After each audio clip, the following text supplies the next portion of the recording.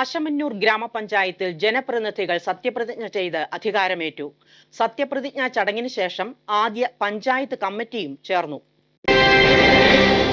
തദ്ദേശ സ്വയംഭരണ സ്ഥാപന തെരഞ്ഞെടുപ്പിൽ അശമന്നൂർ ഗ്രാമപഞ്ചായത്തിലെ 15 വാർഡുകളിൽ നിന്നും വിജയിച്ച അംഗങ്ങളുടെ സത്യപ്രതിജ്ഞാ ചടങ്ങുകൾ വളരെ വിപുലമായ രീതിയിലാണ് സംഘടിപ്പിച്ചത്. പഞ്ചായത്ത് സെക്രട്ടറി അബ്ദുൾ ലത്തീഫിന്റെ സാന്നിധ്യത്തിൽ ഭരണാധികാരി ജാൻസി ജോസഫ് ആദ്യം മുതിർന്ന അംഗം ജോഷി പോളിന് സത്യവാചകം ചൊല്ലിക്കൊടുത്തു.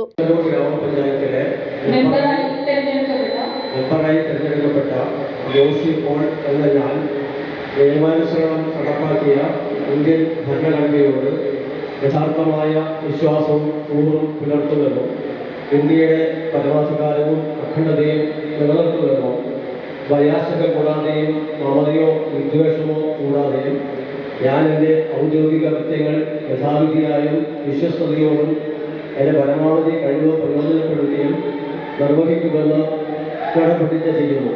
ജോഷി പോളിന്റെ സത്യപ്രതിജ്ഞ ചടങ്ങിന് ശേഷം ഇദ്ദേഹമാണ് മറ്റ് അംഗങ്ങൾക്ക് സത്യവാചകം ചൊല്ലിക്കൊടുത്തത്. സത്യപ്രതിജ്ഞ ചടങ്ങുകൾക്ക് മുന്നോടിയായി UDF അംഗങ്ങൾ പ്രകടനവുമായി എത്തി ഗാന്ധി പ്രതിമയിൽ പുഷ്പാർച്ചന നടത്തി. സത്യപ്രതിജ്ഞ ചടങ്ങിന് ശേഷം ജനപ്രതിനിധികൾ പരസ്പരം മധുരം പങ്കുവയ്ക്കുകയും പുതിയ ഭരണസമിതിയുടെ ആദ്യ യോഗം ചേരുകയും ചെയ്തു. News desk, media city, Perumbavoor.